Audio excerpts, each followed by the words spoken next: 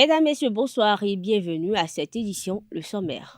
Élections législatives de janvier 2023, l'engagement de l'ex-président Boni Yayi aux côtés du parti Les Démocrates en pleine campagne suscite diverses réactions. À suivre dans cette édition, les divers commentaires des citoyens de Cotonou. Le ministre d'État des Finances a procédé au lancement de l'exécution du budget de l'État exercice 2023 ce 4 janvier à Cotonou. Des précisions dans cette édition.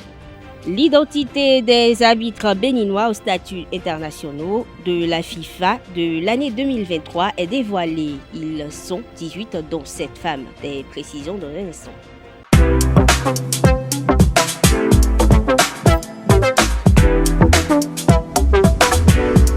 Moi, je suis à ESAE et toi? Moi, je suis en administration des finances à ESAE. Moi, je suis en diplomatie et relations internationales à ESAE. Moi, je suis en journalisme à ESAE. Émission ici, c'est ESAE. Moi, je suis en communication marketing à ESAE. Moi, je suis en droit à ESAE.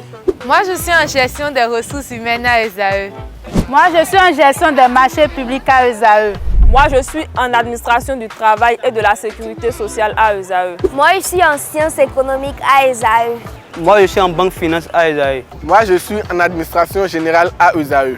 Moi, je suis en audit et contrôle de gestion à ESAE. Moi, je suis en sciences juridiques à ESAE. Moi, je suis en administration générale et territoriale à ESAE. Moi, je suis en transport logistique à ESAE. Moi, je suis en gestion des projets à ESAE. Rejoignez-moi, c'est la meilleure université. Nous sommes à ESAE. Rejoignez-nous. À ESAE, l'excellence a un an.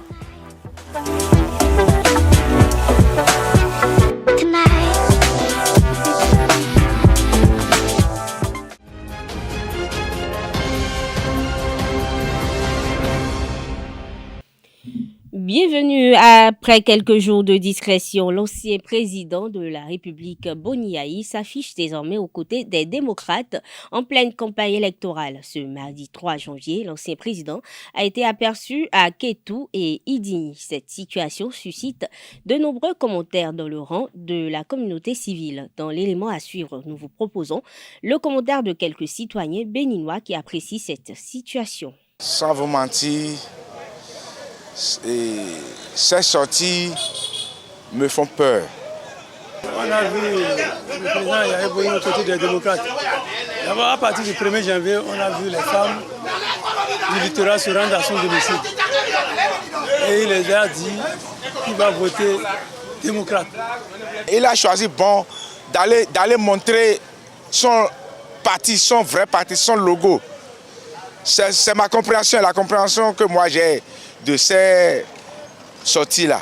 Monsieur Boni Yayi Thomas, ancien président de la République du Bénin, est un homme des œuvres sociales. Il sait faire les œuvres sociales. Et quand vous faites les œuvres sociales, les gens ne vous oublient point. Les gens pensent toujours à vous. Les gens sont nostalgiques de vous revoir. Et c'est ce qui s'est passé dans le Septentrion. Nous sommes dans un pays de droit, de démocratie. Donc si l'ancien président de la République Boni Yayi sort aux côtés des démocrates, moi je crois que c'est bon. Puisque vous les voyez aujourd'hui, eux tous, ils sont en train de lutter pour la paix, pour que la démocratie règne dans notre pays. C'est dans ce pays où nous sommes où quand Yayi Boni aussi est au pouvoir, le président Père Nicéphore Soglo aussi est sorti contre lui, en passant par dans les marchés contre Boni Yayi. Si Boni Yayi aussi le fait aujourd'hui, et qu'il a trouvé à son côté l'ancien président Père Nicéphore Soglo, aux côtés des démocrates, moi je crois que c'est une bonne guerre. Il vient d'enflammer la campagne, l'effervescence même. Si chaque candidat peut sortir, ceux de UP, ceux de BR, les autres aussi peuvent sortir comme ça et faire ces sorties-là, ça serait très bon. Le pays sera mouvementé quoi. Parce que l'élection chez nous, c'est une fête. Je vous jure, c'est une fête. Il y avait une confusion entre les FCBE et les démocrates. Et vous voyez, FCBE disait que bon, il est toujours de leur côté. Mais il vient d'apporter une clarification. Il dit qu'il est démocrate. Et on a vu la Sionné, de Kétou, en passant par Tui, Savé, Tchaouro, Parakou, Niki Perere. On a vu ça dans les réseaux sociaux. Le président Yayi Boni a drainé les foules. Et je pense qu'il est venu soutenir gens de son parti, les démocrates, en tant que président d'honneur. Les gens disent que comme il est médiateur dans la crise guinéenne, désigné par la CEDEAO, normalement il ne devait pas battre campagne. Non, moi je ne sais pas si une loi l'interdit ça. Donc si une loi l'interdisait ça, il n'aurait pas fait ça. Je pense que comme il est en campagne là, les autres partis, j'ai trouvé qu'ils sont en train de paniquer un peu. Parce qu'ils ne s'attendaient pas à ce schéma-là.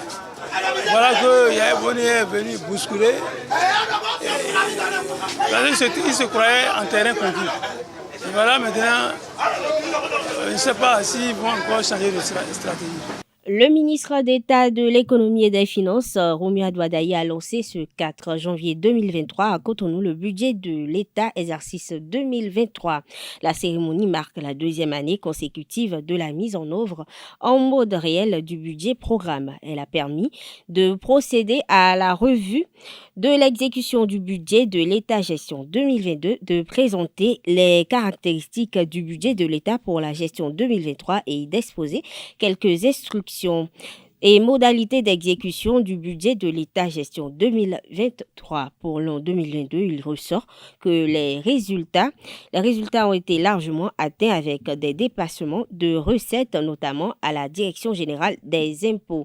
Il faut noter que la nouvelle loi de finances tire son essence du programme global de développement du Bénin et du PAG 2021-2026, ainsi que des engagements financiers et économiques pris avec le FMI et d'autres partenaires techniques et financiers, avec une forte inclinaison au social et maintient le cap sur les investissements structurants. À l'issue de la dite cérémonie, Romuald Wadaye, le ministre de l'économie, a invité les acteurs de la chaîne de finances au respect de recommandations, mesures et directives insérées dans le document budgétaire.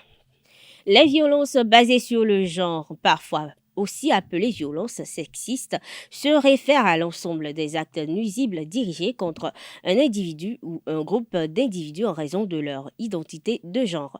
Elle prend racine dans l'inégalité entre les sexes, l'abus de pouvoir et les normes néfastes.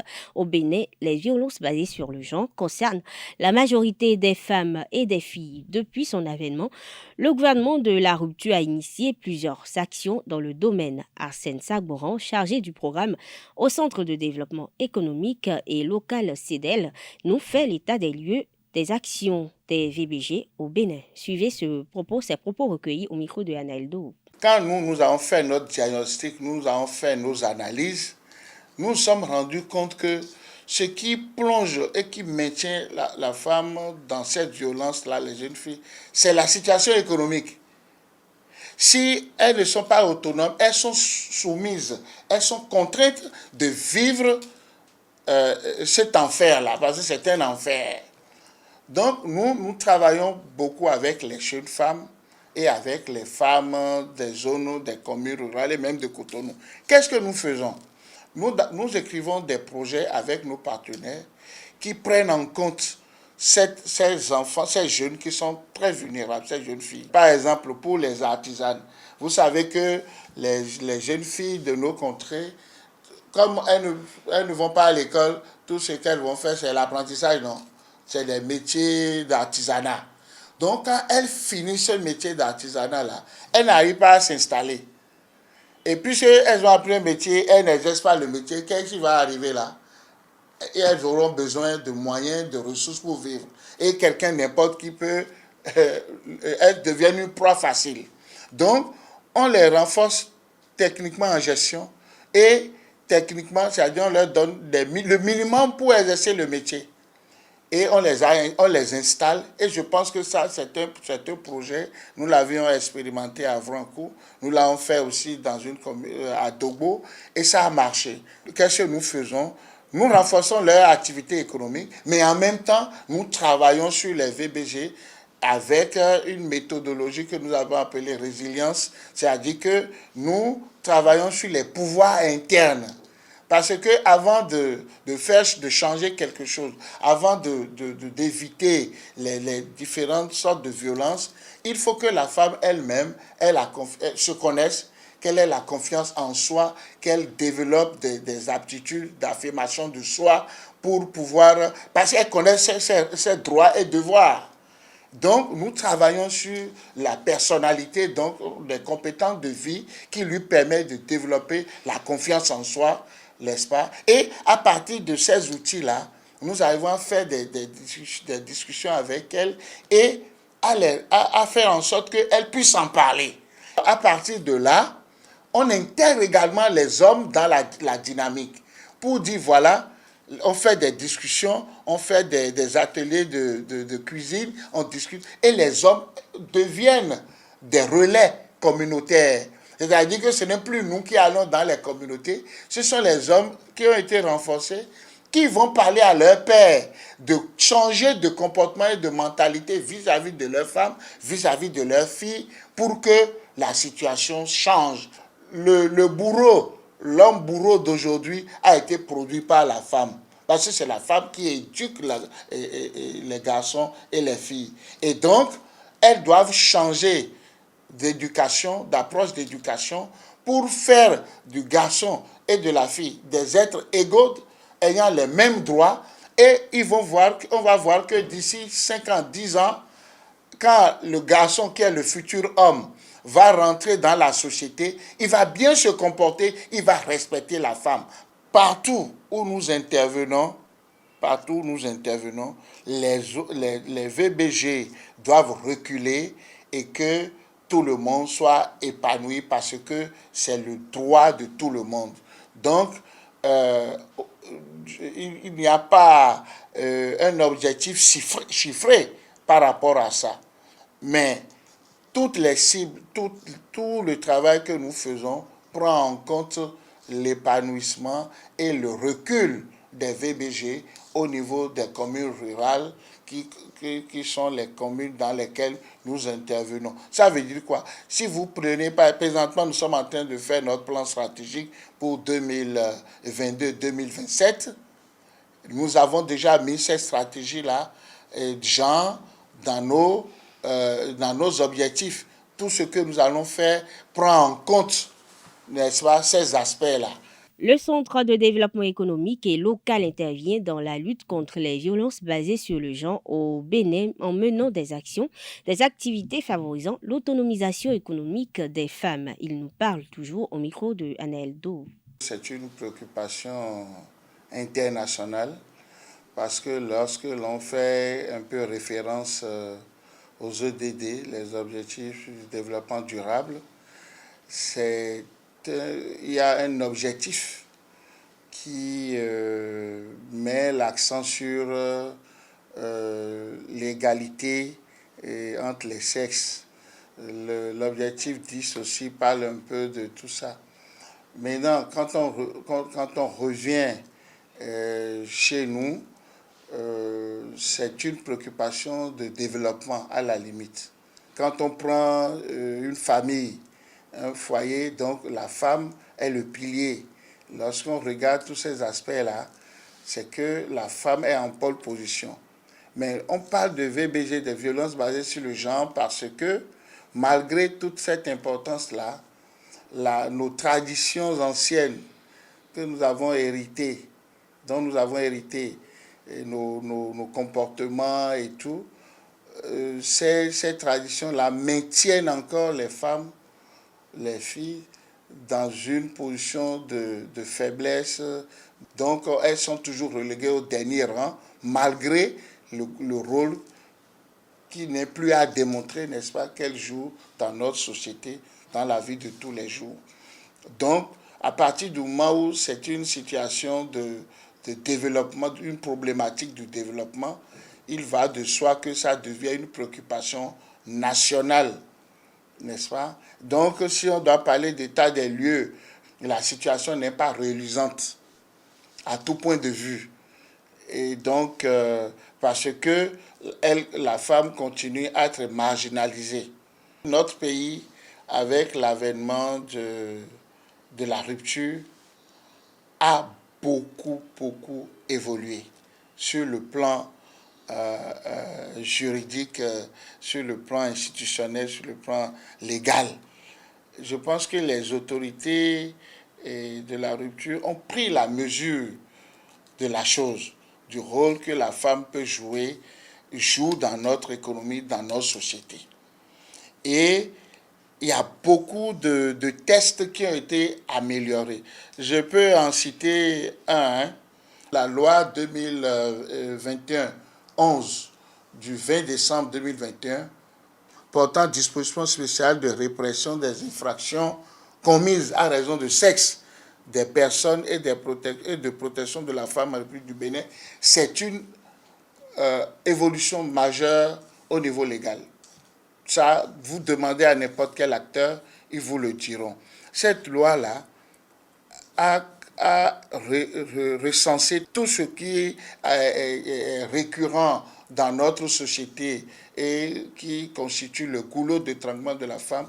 La loi a beaucoup travaillé là-dessus et a révélé un certain nombre de sanctions. Parce que là, on n'est plus au niveau de l'amusement où on fait les sanctions, c'est fini les sensibilisations. Donc vous avez une panoplie de sanctions qui sont vraiment claires et je pense que ce qu'il faut faire, c'est qu'il faut que les acteurs publics se l'approprient. Les ONG se sont déjà appropriés ça, hein, mais il faudrait que les structures déconcentrées de l'État, les CPS, les centres de promotion sociale, les commissariats, qui sont des structures de l'État qui doivent connaître de ces cas de violence-là, il faudrait qu'on puisse suffisamment briefer ces acteurs. Si on veut vraiment que ça évolue, il faudrait que la loi soit appliquée. Tout simplement. Et donc, on ne peut plus dire que l'arsenal juridique que nous avons aujourd'hui n'est pas favorable. Le cadre institutionnel même est favorable. Parce qu'il y a même l'Observatoire de la famille, de la femme et de l'enfant, OOFE, qui est une institution qui est en train de travailler aujourd'hui, qui est actif. Donc le cadre est là, les tests sont là. Tout ce qui reste, c'est les décrets d'application des tests, l'appropriation des tests par les acteurs et que chacun joue son rôle. Porto Novo abrite du 9 au 14 janvier prochain le festival Musique Caravane. Des rencontres artistiques, des plateaux de promotion et des concerts gratuits sont au menu de cette édition qui aura pour cadre le quartier d'Oa de la ville capitale du Bénin. L'annonce de ce premier événement musical de l'année a été faite ce jour au cours d'une conférence de presse au Leader Bar de Ménoté. Présentée au procureur du tribunal de Djougou dans la Donga, le 3 janvier, un homme âgé de 50 ans a été déposé en prison pour viol et abus sexuels sur mineur de 13 ans à Angara Débou. Il aurait eu des relations sexuelles avec la fillette pendant au moins 6 mois. C'est après des soins intensifs reçus à l'hôpital que la mineure s'est confiée à ses parents. L'accusé a été interpellé, placé en garde à vue et il séjourne désormais à la maison d'arrêt de Natitengou. Sport dans cette édition. L'instance dirigeante de football international FIFA a rendu publique la liste des arbitres internationaux pour le compte de l'an 2023. 18 arbitres béninois, dont 7 femmes y figurent. Il s'agit entre autres de Ligan Aurore, Louis Sonia et Bio Bangana Djaria. Mesdames, Messieurs, c'est tout pour cette édition. Merci de votre attention. Excellente soirée à toutes et à tous et à très bientôt.